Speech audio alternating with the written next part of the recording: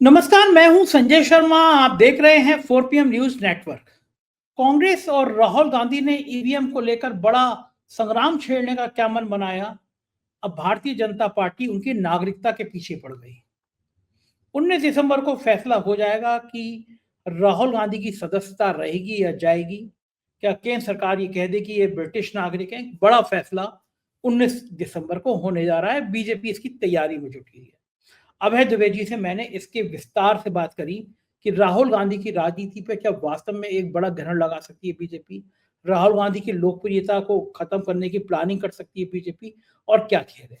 इसके अलावा मैंने ये जानना चाहा कि जो हरियाणा जैसा चुनाव आयोग ने खेल महाराष्ट्र में खेला, वोटों में, मतदाताओं में, और भ्रम की स्थिति जो पैदा की, उसके पीछे की गणित क्या थी, झारखंड में लागू क्यों नहीं हो पाई। और मैंने जानना चाहा कि गडकरी का क्या होगा महाराष्ट्र की इस राजनीति पर। बहुत रोचक बातचीत है, बहुत अच्छी बातचीत है। चलते हैं अभय द्विवेदी के पास। आपसे रिक्वेस्ट है चैनल को सब्सक्राइब करना और ज्वाइन करना ना भूलें। 4 PM न्यूज नेटवर्क में स्वागत है अभय द्विवेदी आपका। महाराष्ट्र में सरकार बनाने की स्थिति आ गई, मतलब सरकार तो बनी रही है उनकी, लेकिन चुनाव आयोग के लफड़े खत्म नहीं हो रहे। ये जो वोट प्रतिशत का खेल खेला गया था हरियाणा में, वही अब साफ आ रहा है कि राजीव कुमार की वही कृपा महाराष्ट्र में बढ़ती है। लास्ट के जो वोट पड़े थे वो बाद तक बढ़ते चले गए, वो प्रतिशत बढ़ता चला गया। लेकिन अगर ये बात मान ली जाए कि लास्ट में ये लोग बढ़ा देते हैं, काउंटिंग में जितने वोट पड़ते हैं उससे ज्यादा बढ़ा देते हैं, तो फिर मेरी समझ में या आम आदमी की समझ में ये एक सवाल सामने आता है, जहन में उठता है, फिर ये फार्मूला झारखंड में क्यों नहीं लगाया। झारखंड में भी प्रधानमंत्री जी कटोगे बटोगे और आदिवासी की बहू बेटियों तक सब तक उतरते रहे, तो ये मत बढ़ाने वाला फार्मूला झारखंड में क्यों नहीं लगाया गया। और आपको लगता है कि कुछ तो हुआ है, झोल है महाराष्ट्र में, नतीजे किसी भी कीमत पर ऐसे नहीं आ सकते थे, ऐसी सुनामी कहीं दिख ले रही थी जो बाद में रिजल्ट में कन्वर्ट हुई। आपका क्या मानना है कि चुनाव आयोग ने वाकई में कुछ खेल कर दिया है। चालू की तरफ मेरा ध्यान हरियाणा चुनाव में गया था और मैंने 4 PM के दर्शकों के साथ आपकी प्रोग्राम में इस अपने संदेह को साझा भी किया था कि क्या वहां पर ऐसा हुआ है, और अगर ऐसा हुआ है तो चुनाव आयोग उसकी सफाई क्यों नहीं दे रहा। जब मतदान हो जाता है उसके बाद में 5 बजे फिर 6 बजे तक जितने लोग आ जाते हैं मतदान केंद्र में, तो उसके बाद उनको पूरे वोट डालने दिए जाते हैं, चाहे भले ही समय कितना भी हो जाए। वो 7 बजे तक भी डाल सकते हैं, 7:30 बजे तक भी डाल सकते हैं। तो बाद में जाहिर है कि कुछ मतदान प्रतिशत बढ़ता है, लेकिन वो जो बढ़ता है मतदान प्रतिशत, वो उसका नेशनल एवरेज 1 से 1.5% या 1.25% से ऊपर का नहीं। ऐसा नहीं बढ़ता कि वो 11% बढ़ जाए, 10% बढ़ जाए, 8% बढ़ जाए, 9% बढ़ जाए, ऐसा नहीं है। लेकिन जब से मोदी जी सत्ता में आए हैं, उनकी सत्ता में आने के पहले हिस्से को छोड़ दें तो दूसरा हिस्सा जो 2019 से शुरू होता है, वहां पर ये मतदान प्रतिशत के अंदर हुई बढ़ोतरी बहुत ही अस्वाभाविक लगती है और उसके ऊपर संदेह पैदा होता है। इन चीजों को दस्तावेजी प्रमाण के जरिए साबित नहीं किया जा सकता, लेकिन ये बात पूछने का हम लोगों को पूरा अधिकार है कि ऐसा क्यों होता है। हरियाणा में क्या हुआ था? हरियाणा में वोट पड़े उस दिन 5 बजे तक चुनाव आयोग ने एक मत प्रतिशत घोषित किया। उसके 4.25 घंटे बाद, उसी दिन रात को 11:15 बजे उसने उस मत प्रतिशत को बढ़ा दिया। उसके बाद मतगणना से एक दिन पहले उस मत प्रतिशत को और बढ़ाया गया। हालत यह है कि 2 जिलों में तो कुल मिलाकर जो वोटों की प्रतिशत में बढ़ोतरी हुई वो 11% तक गई। बहुत से जिलों में 6%, 7% इस तरह से बढ़ोतरी हुई। तो ये सब चीजें जो हैं वो काफी शक की सुई चुनाव आयोग की तरफ मोड़ देती हैं। अब देखिए, शुरू में आंकड़े नहीं पता थे, लेकिन अब वो आंकड़े सामने आ गए हैं, मैं आपके सामने रखता हूं। और मैं झारखंड में हुआ और महाराष्ट्र में हुआ, उन दोनों की तुलना भी थोड़ा सा करूंगा, उससे भी बात थोड़ी समझ में आएगी कि हमारे शक की वजह क्या है। महाराष्ट्र में एक ही दिन में सारे वोट पड़ गए और वो तारीख थी 20 तारीख को 5 बजे शाम को चुनाव आयोग ने 58.22% मतदान घोषित किया। उसी दिन 11:30 बजे 58.22 को बढ़ाकर 65.02 कर दिया। आप सोचिए, यहां पर 7% से ऊपर की बढ़ोतरी हो गई। यहां पर 6.80% की यहां बढ़ोतरी उन्होंने कर दी। उसके बाद में तीसरी बार फिर मतदान प्रतिशत बढ़ाया गया मतगणना से पहले, और वो कुल मिलाकर मतदान प्रतिशत 66.05 कर दिया गया। यानी कुल मिलाकर 7.83% मतों में महाराष्ट्र में बढ़ोतरी हो गई।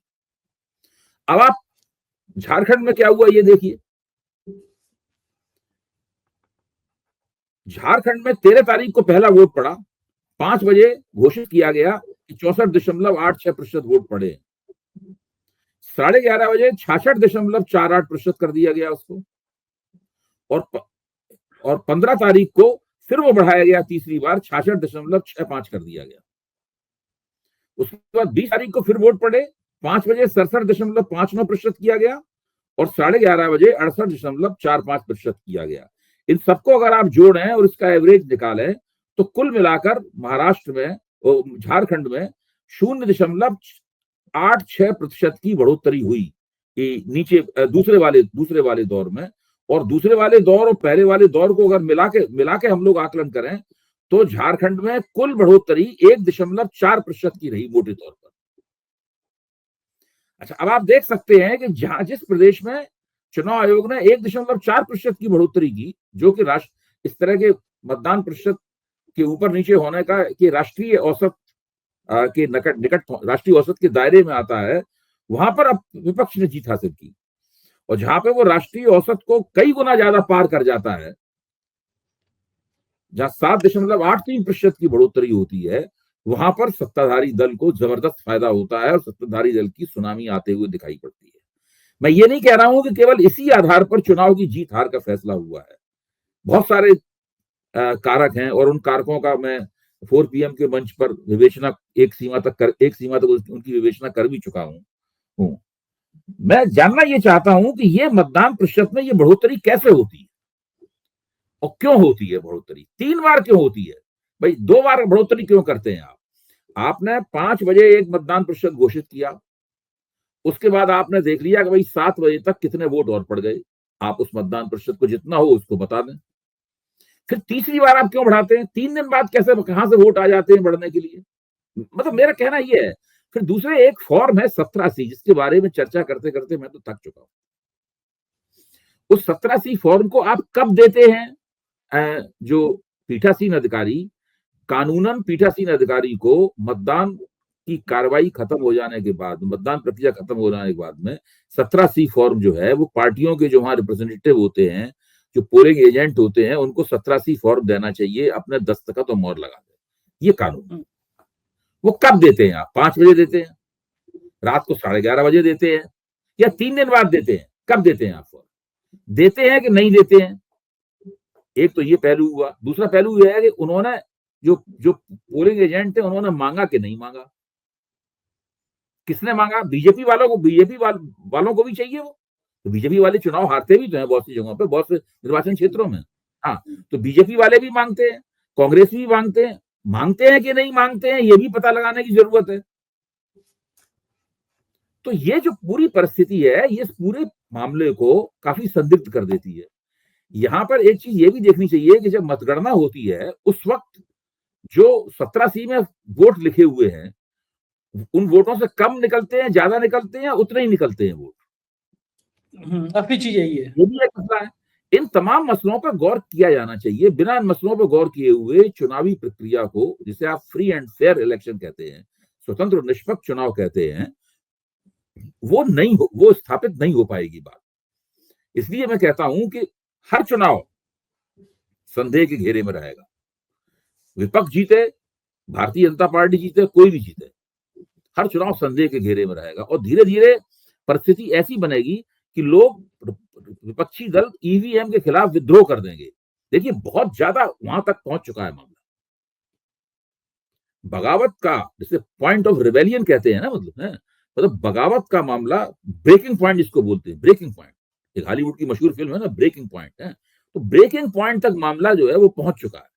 राहुल गांधी ने अभी, खड़गे जी ने संविधान दिवस पे जो कहा है वो आपको ध्यान ही होगा। उन्होंने क्या कहा? उन्होंने कहा है राहुल गांधी ईवीएम के खिलाफ मुहिम चलाएंगे। अब वो मुहिम क्या होगी, कैसी होगी, बहिष्कार करेंगे, क्या करेंगे, ये तो आगे समझ में आएगा। लेकिन इसकी सुगबुगाहट होने लगी है, क्योंकि गेंद जो है वो विपक्ष के पाले में। हम और आप बैठे हुए सोशल मीडिया पे बातें बोल रहे हैं, मैं अखबार में, भास्कर में लेख भी लिख चुका हूँ और मुझे इसके बदले में जाने कितनी गालियां भी मिल चुकी हैं कि ये आपने क्या, जाने कितनी गालियां मिल, मैं सोशल मीडिया पर हूँ, ईमेल पे हूँ, ईमेल इतनी लंबी लंबी लोगों ने गालियां लिख के दी हैं उसके अंदर है, पता नहीं क्या क्या। एक ने ये भी लिखा है कि तू नाम कहीं दुबे है, तू ब्राह्मण है ही नहीं, बस इस प्रकार की बातें भी उसमें लिख के आई हैं उसके अंदर। तो ये हालत है। ये गेंद न केवल हम लोगों के पाले में है बल्कि विपक्ष के पाले में भी है, न केवल चुनाव आयोग के पाले में है बल्कि विपक्ष के पाले में भी है कि भाई आप विपक्ष वाले कर क्या रहे हैं। देखिए, कांग्रेस को एक सुझाव दिया गया था, उनके दोस्तों ने और सलाहकारों ने सुझाव दिया था कि अपने जितने भी आपके पोलिंग एजेंट होंगे उनको आप ये हिदायत दीजिए कि वो सुनिश्चित करें कि मतदान प्रक्रिया के बाद 17C फॉर्म उन्हें मिले। सारी कानूनी प्रक्रियाओं को उसमें पीठासीन अधिकारी के दस्तखत हो, मोहर हो बाकायदा, और दूसरे पोलिंग एजेंट हैं उनके भी साइन हो उनके ऊपर, वो 17C फॉर्म आपको मिले। और जैसे ही आपको फॉर्म मिले उसको आप पब्लिक डोमेन में डाल दें, ठीक बात, ताकि जनता को पता चल जाए कि इस मतदान केंद्र पे आपको कितने वोट मिले, खत्म हो, इस मतदान केंद्र पे कुल कितने वोट पड़े। हाँ सही है, पूरे जिले की पोलिंग आ जाएगी। गड़बड़ होगी तो पकड़ जाएगी बात, और उससे आपको अदालत में जाने में भी सुविधा होगी, आपको कर क्यों मुकदमा नहीं लड़ना है, चुनावी याचिका दर्ज, सब चीज में सुविधा होगी आपकी। कांग्रेसियों ने किया ही नहीं है, ये सोते रहते हैं क्या, कांग्रेसी इंतजार करते रहते हैं कि हारेंगे चुनाव फिर हारने के कहेंगे लिए तैयार है, ये करने के लिए तैयार नहीं है। जरा देखिए, सा काम है। जरा सा काम नहीं है। देखिए, अगर अगर अगर आप मान लें कि महाराष्ट्र में 5 लाख पोलिंग मतदान केंद्र थे, तो 5 लाख कांग्रेसी कार्यकर्ता चाहिए। ये छोटी मोटी बात नहीं है, बता रहा हूं आपको। 5 लाख कांग्रेसी, मुझे नहीं पता, ध्यान नहीं है कि महाराष्ट्र में कितने मतदान केंद्र थे, मैं अंदाजे से कह रहा हूं। अगर 2.5 लाख थे तो इतने लाख आपको कांग्रेसी कार्यकर्ता चाहिए, सतर्क, प्रशिक्षित, कटिबद्ध, वो चाहिए, जुझारू, जो वहां लड़के 17C फॉर्म ले। इसी तरह झारखंड में चाहिए। अच्छा, अगर आप गठजोड़ से लड़ रहे हैं तो आपको फिर कांग्रेस के, राष्ट्रवादी कांग्रेस के और उद्धव ठाकरे की शिवसेना के, सबको मिलाकर इतने लाख कार्यकर्ता चाहिए। जहां जिसका उम्मीदवार लड़ रहा है वहां उसका पोलिंग एजेंट होना चाहिए, ताकि वो लड़के 17C फॉर्म ले सके। तो ये कोई आसान काम नहीं, इससे पहले इतने लाख कार्यकर्ताओं की ट्रेनिंग करानी पड़ेगी इनको, ठीक बात है, शिविर लगाना पड़ेगा। ऐसे ही थोड़ा होगा ये ऐसे कार्यकर्ता बीजेपी के पास हैं, ऐसे कार्यकर्ता बीजेपी आरएसएस के पास, इन लोगों के पास है नहीं, इसीलिए मुंह की खाते हैं। सही बात है, प्लान करते रहते हैं। आपने कही कि ऐसी तैयारी करो, लेकिन केंद्र सरकार तो राहुल गांधी की नागरिकता ही रद्द करने का प्लान कर रही है। हाई कोर्ट में एक रिट हुई कि राहुल गांधी ब्रिटिश नागरिक हैं, और केंद्र सरकार ने कल ही अपना एफिडेविट दाखिल किया कि 19 दिसंबर को हम लोग फैसला करेंगे इस याचिका पर। यानी 19 दिसंबर को ये फैसला हो सकता है कि राहुल गांधी की भारत की नागरिकता रद्द की जाए, या संसद में जो सदस्य हैं वो संसद सदस्यता खत्म की जाए। ये केंद्र सरकार इस पे प्लानिंग कर रहा है, बातचीत कर रहा है, उसने एफिडेविट में कहा है। ये क्या खेल क्या है, कई बार ये मुद्दे उठते हैं फिर दब जाते हैं, लेकिन अफवाह पहली बार। देखिए, ये बहुत पुराना मसला है, इसको सुब्रमण्यम स्वामी ने उठाया था, और जिस वक्त सुब्रमण्यम स्वामी ने उठाया था तो उसके बाद मेरे संज्ञान में ये मसला लाया गया था मेरे एक मित्र द्वारा। तो उस वक्त मैंने वो दस्तावेज भी देखा था, एक ब्रिटिश दस्तावेज है, एक प्राइवेट कंपनी द्वारा जारी किया गया दस्तावेज है, जिसमें राहुल गांधी शेयर होल्डर थे या उसके कुछ साझेदार थे, किसी जमाने में रहे थे। उसमें राहुल गांधी का नाम लिखा हुआ है और नीचे उसमें उसका ब्रिटिश पता लिखा हुआ है, और उन्हें ब्रिटिश सिटीजनशिप के तौर पर दिखाया गया है उसके अंदर। लेकिन मेरा मानना यह है कि वो दस्तावेज उस वक्त से पहले का है जब राहुल गांधी ने संसद सदस्य बनने का मन बनाया और चुनाव लड़ने का मन बनाया। ये उससे पहले का दस्तावेज है। ये असंभव है कि राहुल गांधी, ये पहली बात तो मुझे नहीं पता कि राहुल गांधी ब्रिटिश नागरिक थे कि नहीं, कभी थे, मैं स्पष्ट कर देना चाहता हूँ। केवल दस्तावेज के देखने से मैं कोई गारंटी नहीं ले सकता वो कभी ब्रिटिश नागरिक थे। और अगर ब्रिटिश नागरिक रहे भी होंगे, बहुत से लोग हैं ऐसे भारत के जो दूसरे देशों के नागरिक हैं, इसमें कोई गलत बात तो है नहीं है। अभी अक्षय कुमार जो नरेंद्र मोदी के इतने बड़े भक्त हैं, उनका इंटरव्यू लिया था, इंटरव्यू लेते समय वो भारत के नागरिक नहीं थे, उन्होंने भारत की नागरिकता अभी बाद में मिली है। इंटरव्यू लेते समय जब वो नरेंद्र मोदी के साथ बैठकर देशभक्त की पींगे ले रहे थे, उस वक्त तो भारत के नागरिक नहीं थे। तो ये इससे कोई फर्क नहीं पड़ता। फर्क इस बात से पड़ता है कि जब राहुल गांधी ने चुनाव के लिए पर्चा भरा, उस वक्त उनकी नागरिकता की हैसियत क्या थी। अगर उस वक्त भी वो ब्रिटिश नागरिक थे तो अभी ये बात केंद्रीय गृह मंत्रालय के संज्ञान में है शुरू से, और इसको सबसे पहले पब्लिक डोमेन में सुब्रमण्यम स्वामी लाए थे और उन्होंने ट्वीट किया था, वो दस्तावेज भी उन्होंने उसके अंदर डाला था। सब कुछ सब लोगों को पता है, कोई सीक्रेट बात नहीं है। बहुत दिनों से ये बात पता है। यह असंभव है कि अमित शाह को ना पता हो, यह संभव है कि भारत की जांच एजेंसियों को बात ना पता हो, असंभव है कि बीजेपी वालों को ये बात ना पता हो। और ये बहुत लंबे अरसे, कई साल से ये बात पता है। अगर इस बात में जरा भी कोई दम होती तो अभी तक तो राहुल गांधी के लोगों ने मिलकर पर्चे उड़ा दिए होते। तो मुझे तो नहीं लगता है कि इसमें कोई दम है। अच्छा, और इसमें अगर दम होती तो अभी तक जाने कितने रोज टीवी पे प्रोग्राम हो रहे होते, पता नहीं क्या क्या हो रहा होता। सही बात, तो ठीक है, किसी ने याचिका डाली है, उसके ऊपर याचिका डाली है, तो एक बार अदालत इसको खारिज भी कर चुकी है। इस बार किसी और कानून के तहत कौन उसमें ऐसी बातों में दिमाग खपाए है, तो वो अब कौन उसमें दिमाग खपाए, कोई वकील हो दिमाग खपाए इसमें पहले कौन से कानून की तहत डाली थी, अब कौन से कानून की तहत डाली है। तो इस पर देखिए, मुझे नहीं लगता कि ये बहुत गंभीर मसला है। बिल्कुल ठीक बात है। और उधर महाराष्ट्र में मुख्यमंत्री को लेके शिंदे जी के नाटक खत्म नहीं हो रहे हैं। शिंदे दिल्ली आए, बातचीत हुई, लेकिन जिस तरह से फडणवीस का नाम फाइनल बीजेपी संग कर रहा है और शिंदे जो नाटक कर रहे हैं, शिंदे के इस नाटक के पीछे क्या लगता है कि शिंदे ने सबसे बड़ी गलती ये की कि उन्होंने ये मान लिया अमित शाह के दबाव में आके कि भारतीय जनता पार्टी 148 सीटों पर चुनाव लड़े। भाई उस वक्त शिंदे क्यों ये मान गए? अगर शिंदे वही बार्गेनिंग करते जो कांग्रेस के साथ में सौदेबाजी राष्ट्रवादी उद्धव ठाकरे की शिवसेना ने और शरद पवार की राष्ट्रवादी कांग्रेस ने की, जिसमें लोगों के बीच में 5-7 सीटों का ही फर्क है केवल तीनों के बीच में। वहां क्या है कि भाजपा 148 सीटों पर लड़ रही है, ये लोग बहुत बहुत पीछे है भाजपा से। तो ऐसे में जाहिर था जब चुनाव उन्होंने जम के जीता तो भाजपा की सीटें हो गई बहुत। तो अब शिंदे कितनी भी कोशिश कर रहे हैं, वो भारतीय जनता पार्टी का मुख्यमंत्री बनने से रोक नहीं सकते। हालांकि अपनी तरफ से वो पूरी कोशिश कर रहे हैं। तीनों को दिल्ली बुलाया गया था, दिल्ली में उनको बता दिया गया कि भाई ऐसा ऐसा होना है, फडणवीस को मुख्यमंत्री बनना है और आप उप मुख्यमंत्री वगैरह रहेंगे, और तीनों के बीच में सीटों के मुताबिक मंत्रालयों का बंटवारा होगा। तो इसमें भी ये लोगों को बहुत पीछे रह जाना है, क्योंकि भाजपा के पास तो 133 विधायक हैं, तो भाजपा के पास मंत्रालय भी बहुत ज्यादा होंगे, इनके पास मंत्रालय भी बहुत कम होंगे। तो इस बात को लेके शिंदे को बर्दाश्त नहीं हुआ और शिंदे ने मुंबई लौट के फिर से पेशबंदी शुरू कर दी। उन्होंने पहला काम ये किया कि अजित पवार के विधायकों से संपर्क किया और उनको समझाने की कोशिश की कि भाई आप हमारा समर्थन कीजिए, हम दोनों मिलजुल के काम करेंगे, हमें मुख्यमंत्री बनना चाहिए, हमारे ही नेतृत्व में चुनाव लड़ा गया था, सारी योजनाएं हम ही ने बनाई हैं, सब जगह हमारा ही चेहरा था, मैं मराठा भी हूँ, और अगर मैं मुख्यमंत्री बना तो मैं बृहन मुंबई महानगर पालिका का जो चुनाव होगा उसको जीतने में हमें आसानी होगी, वगैरह वगैरह। इस प्रकार के बहुत सारे उन्होंने तर्क दिए उन्होंने। लेकिन मुझे लगता है कि ये अपनी लड़ाई तो उसी समय हार गए थे जब ये मान गए कि ये बहुत कम सीटों पर चुनाव लड़ेंगे और भाजपा बहुत ज्यादा सीटों पर चुनाव लड़ेगी। लेकिन दूसरे शिंदे ये भी जानते हैं कि इसके अंदर केवल महाराष्ट्र की सत्ता का ही सवाल नहीं है, केंद्र की सत्ता का भी मामला जुड़ा हुआ है। केंद्र में जो अगर शिंदे हटते हैं इस गठजोड़ से तो उसके साथ में 7 MP भी हट जाएंगे। या तो वो शिंदे को धोखा देंगे भाजपा में चले जाएं, या वो हट जाएंगे। अगर 7 के 7 MP भाजपा में चले जाएं तो उसको दल बदल भी नहीं माना जाएगा। तो ये आराम से हो सकता है 7 MP भाजपा में शामिल हो जाएं। लेकिन अभी तक ऐसा करने के लिए बहुत ज्यादा उथल पुथल होगी, बहुत उखाड़ पछाड़ करनी पड़ेगी, बड़ी बदनामियां होंगी इससे। तो भाजपा इससे बचना चाहती है, ऐसा करने की नौबत ना आए, इसलिए वो दूसरे विकल्पों में विचार नहीं हो रहा है।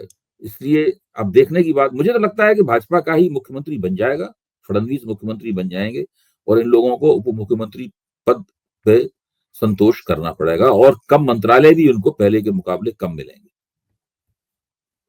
अच्छा, शिंदे जिस तरह ये पवार के विधायकों पे चारा डाल रहे हैं, पवार के विधायकों से संवाद करने की कोशिश कर रहे हैं, वो क्यों खेल होगा, क्यों कर रहे हैं शिंदे? नहीं, उसका भी कुछ नहीं होगा। अगर मान लो पवार के, अच्छा कल्पना कीजिए सारे पवार के विधायक शिंदे के साथ चले जाएं, पवार के तब भी क्या होने वाला है, उनकी संख्या तो नहीं बढ़ेगी उसकी है?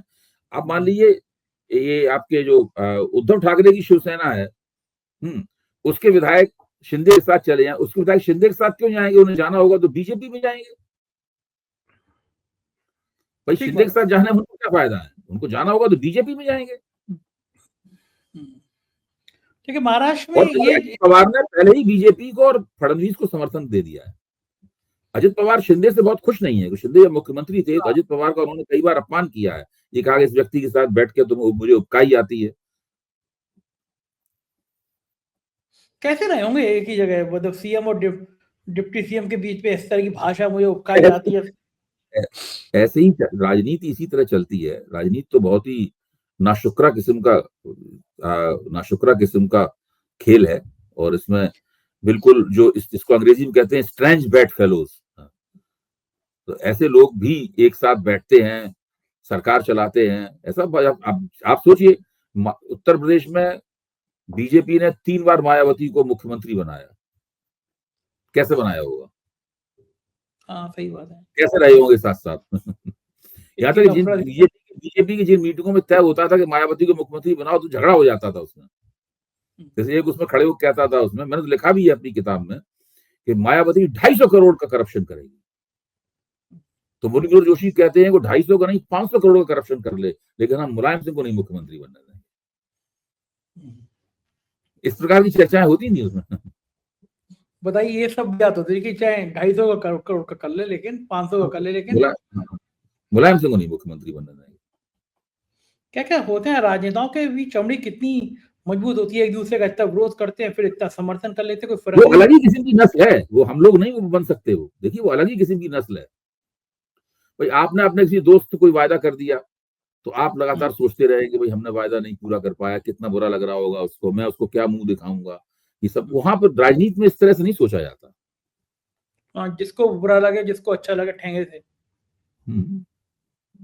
गजब गजब गजब दुनिया। अच्छा, अगर देवेंद्र फडणवीस के इस उठान के बाद, इतना आगे बढ़ने के बाद, संघ भी चाहता है, बीजेपी भी चाहती है फडणवीस यानी एक ब्राह्मण चेहरा, तो संघ का प्रमुख भी ब्राह्मण होगा, महाराष्ट्र का मुख्यमंत्री ब्राह्मण होगा, तो जो पिछड़े दलितों की बात की जाती है, ये सब कहाँ चले जाएंगे? बीजेपी की थीसिस अलग तरह है। देखिए, बीजेपी की थीसिस समानता की नहीं है, बीजेपी की थीसिस समरसता की है। आप इन दोनों बातों में फर्क है, इन दोनों के मतलब अलग अलग है।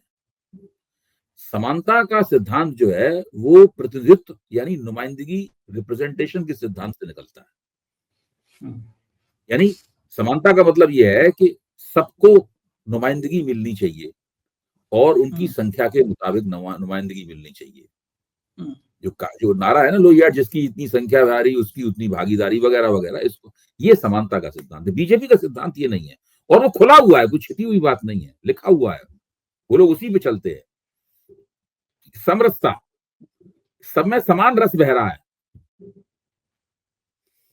हमारी पार्टी में आइए, समरस हो जाइए सबसे। ब्राह्मण को दलित के साथ समरस होना है, ओबीसी को दलित और ब्राह्मण के साथ समरस होना है, सबको समरस होना है। और उस समरसता में कोई भी शीर्ष नेता हो, उससे आपको फर्क नहीं पड़ना चाहिए, कहीं ना कहीं आपको कुछ नुमाइंदगी मिल जाएगी। तो ये भी होता है, बीजेपी में बताया जाता है कि देखिए हमारे मंत्रिमंडल में इतने विधायक, इतने ओबीसी हैं, इतने दलित हैं, ये सब भी बताया जाता है। और साथ में नेतृत्व देने के मामले में इन चीजों पर ज्यादा जोर नहीं दिया जाता कि ओबीसी को ही नेतृत्व मिले या दलित को ही नेतृत्व मिले। इस प्रकार का बीजेपी में प्रथा नहीं है। अब आप देखिए ना, उन्होंने हरियाणा में उन्होंने एक पंजाबी व्यापारी समुदाय से आने वाले व्यक्ति को 2 बार मुख्यमंत्री बनाया। राजस्थान का मुख्यमंत्री उन्होंने एक ब्राह्मण को बनाया। फडणवीस को पहले 5 साल तक वो मुख्यमंत्री बना चुके हैं फडणवीस को, जबकि केवल 2 ही बार मनोहर जोशी एक बार बने हैं शिवसेना के मुख्यमंत्री ब्राह्मण, और फडणवीस बने हैं, वरना बाकी सब मराठा लोग ही, मराठा नेता ही मुख्यमंत्री बनते रहे मध्य प्रदेश के। और इधर देखिए, मध्य प्रदेश का मुख्यमंत्री उन्होंने एक यादव को बनाया। तो भाई बीजेपी जिस तरीके से नेतृत्व सौंपती है लोगों को, उसके अंदर जो विचारधारात्मक उसूल है वो अलग तरह का उसूल है। और इसीलिए बीजेपी किसी एक बिरादरी की पार्टी नहीं है। तो ऐसा नहीं कह सकते कि आप बीजेपी मानती है कि उसको कम से कम इस रूप में देखा जाए कि अब एक बिरादरी की पार्टी नहीं है। ठीक बात है। और लेकिन वो देखिए ना, राजस्थान ब्राह्मण, उससे लगा हुआ उत्तर प्रदेश ठाकुर, उससे लगा हुआ उत्तराखंड ठाकुर, एक सिरे से ऊंची जाति के लोग। अच्छा, मेरा एक आखिरी सवाल ये है कि जब फडणवीस का इतना चढ़ाव होगा, इतना चढ़ रहे होंगे ऊंचाइयों पे, तो गडकरी का क्या हाल होगा? नहीं, देखिए, गडकरी को पता है कि वो राजनीति में कहां तक पहुंच चुके हैं और कहां तक जाना है। मुझे नहीं लगता गडकरी किसी किस्म की इसमें गलतफहमी है। फडणवीस जैसे ही चुनाव जीते, वो सबसे पहले गडकरी के घर गए और उन्होंने वहां जाके उनके पैर छुए, गडकरी के, उनका आशीर्वाद लिया, फूलों का आदान प्रदान हुआ, तस्वीर खिंची, पैर छूते हुए अखबारों में तस्वीर भी छपी है। ये सब काम हो चुका है और गडकरी ने उनको अपना आशीर्वाद वगैरह सब देना था, वो सब दे दिया, क्योंकि इसके अलावा ना गडकरी के सामने चारा है कुछ नहीं, और अब ये तो करना ही करना है। इज्जत बची हुई थी, इज्जत बचा ली बस पैर छू के। बस, राजनीति में जो पैर छूते हैं वही पैर खींचते भी हैं, ये भी कहावत कही जाती है। बिल्कुल। बहुत बहुत शुक्रिया अभय जी, आपने इतनी सारी बातचीत की। ये थे अभय दुबे जी, पूरी बातचीत सुनी आपने, मुझको यकीन है आपको पसंद आई होगी। अपनी राय से अवगत कराइएगा। शुक्रिया, थैंक यू।